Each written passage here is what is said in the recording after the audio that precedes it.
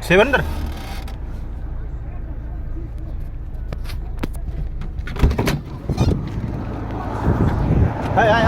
Жеңіз бар. А? Ей, бір ақша алып өтіріп құтып қалды. Өзім туған қызым метрген көрсетсе көрсетіп.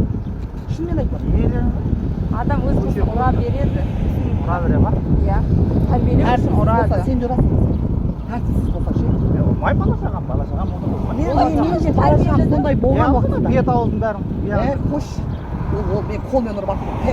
Ағай, Сөз қайтарып ауылдан келеді. менің де күнәм бар, оның да күнәсі бар. Анамыз ұруға міндетті. Ешқандай артық нәрсе қажет жоқ. Өзіңіздің жұмысыңызға бара беріңіз. Мен қараңыз, сіздің бала-шағаңыз ұқсап, мен де балдар кішкентай болған, сол кезде рахат екен. Айтқаныңыз істейді ғой, кәмпитте отырады.